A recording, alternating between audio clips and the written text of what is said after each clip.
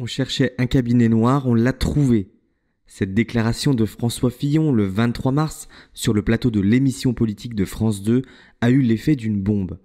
Les malheurs du candidat de la droite à la présidentielle seraient le résultat d'une officine secrète pilotée par le président de la République pour nuire à ses adversaires.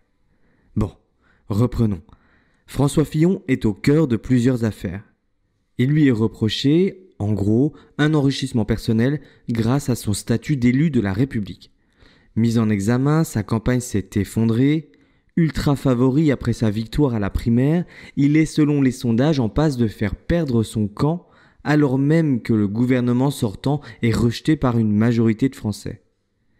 Et donc, sans revenir sur les faits reprochés, la succession de scandales en pleine campagne serait le résultat d'une opération obscure déclenchée depuis l'Élysée pour nuire à la droite et permettre à un autre candidat de gagner.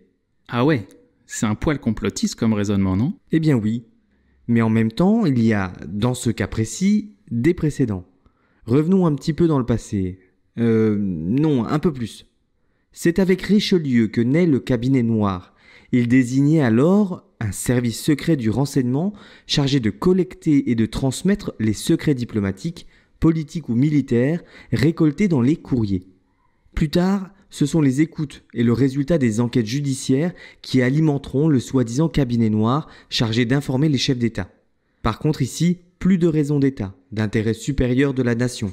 Le but est de surveiller des opposants ou concurrents politiques, puis d'utiliser les informations en les diffusant dans la presse. Mais est-ce qu'on a une preuve de l'existence de ce cabinet noir ? Il y a un seul cas où l'existence d'un cabinet noir est avérée.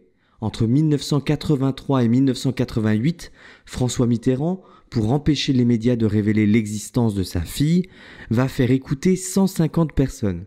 L'affaire est révélée en 1993 et se soldera par la condamnation en 2008 du chef de la cellule antiterroriste de l'Élysée, le fameux cabinet, et de 6 autres personnes pour atteinte à la vie privée. Pour les autres, il y a des doutes. Jacques Chirac a lui aussi été soupçonné d'avoir un cabinet noir. Il serait, selon certains, à l'origine de l'affaire Clearstream, qui a entaché Nicolas Sarkozy 1 an avant la présidentielle de 2007. Nicolas Sarkozy est lui soupçonné d'avoir supervisé l'espionnage de journalistes enquêtant sur des dossiers sensibles. En 2014, l'ex-patron du renseignement intérieur, Bernard Squarcini, est condamné à 8 000 € d'amende pour ne pas avoir respecté la loi sur la protection des sources. Mais l'enquête n'a jamais prouvé l'implication du président. François Fillon a-t-il découvert un cabinet noir ? Rien n'est moins sûr. Que le président dispose d'informations sensibles, c'est évident, la raison d'État l'impose. Qu'il mette en place une organisation visant à récolter et diffuser des scandales, cela reste à prouver.